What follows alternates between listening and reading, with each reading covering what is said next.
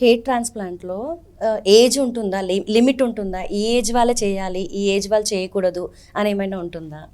నార్మల్‌గా hair ట్రాన్స్‌ప్లాంటేషన్‌కి age అంటే ఈ మధ్య కాలంలో ఇంతకుముందు 50 ఇయర్స్ పైబడిన వాళ్ళకి అంటే బట్టతల అని చెప్పి స్లోగా అలా వస్తుంది. ఇప్పుడు చాలా ఎర్లీగా యాజ్ ఎర్లీ యాజ్ 25 అలా కూడా మనం చాలామందికి హెయిర్ ఫాల్ ఇష్యూస్ చూస్తున్నాం.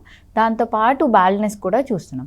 సో ఇలాంటప్పుడు మన హెయిర్ ట్రాన్స్‌ప్లాంటేషన్ ఎర్లీగా కూడా చేసుకోవచ్చు. కానీ పేషెంట్ సెలెక్షన్ అన్నది ఇంపార్టెంట్. నార్మల్గా కొంతమందికి హెయిర్ లాస్ ఎందుకు అవుతుంది అన్నది ఫస్ట్ కనుక్కోవాలి. యాజ్ మనం డిస్కస్ చేసినట్టు అది ఫెమిలియలా, జెనెటిక్కా ఆర్ ఇలాంటి కండిషన్స్ స్ట్రెస్ అయి ఉండొచ్చు, న్యూట్రిషనల్ డెఫిషియన్సీస్ ఇట్లాంటివి ఏమైనా ఉంటే అవన్నీ ఫస్ట్ రెక్టిఫై చేయాల్సి వస్తుంది. తర్వాత స్టేబుల్గా ఉండాలి ఆ బాల్డ్నెస్. ఒక్కొక్కసారి కొన్ని కండిషన్స్ ఆటో ఇమ్యూన్ కండిషన్స్లో కూడా హెయిర్ లాస్ వస్తుంది. అలోపేషియా ఏరియేటా అని చెప్పి అంటాం. అలాంటి కండిషన్స్లో మనం అండర్లయింగ్ డిసీజ్ కనుక్కోకుండా గబుక్కుమని హెయిర్ ట్రాన్స్ప్లాంట్ చేయడం వల్ల ఉపయోగం ఉండదు. సో ఇట్లాంటివన్నీ రూల్ అవుట్ చేసుకున్న తర్వాత స్టేబుల్ బాల్డ్నెస్ అంటాం. అంటే ఆ హెయిర్ లాస్ స్టేబుల్ అవుతుంది. అలాంటి క్యాండిడేట్స్లో చేసుకోవచ్చు.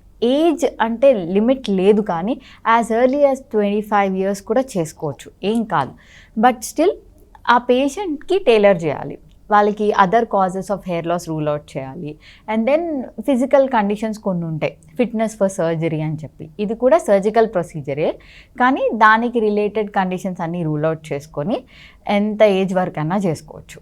రీసెంట్గా మేము ఒక 60 year old మెన్కి కూడా చేసాము and he recovered well. So అట్లాంటివి అన్నది ఒక బోర్డ్ సర్టిఫైడ్ డాక్టర్ అయితే అసెస్ చేయగలరు.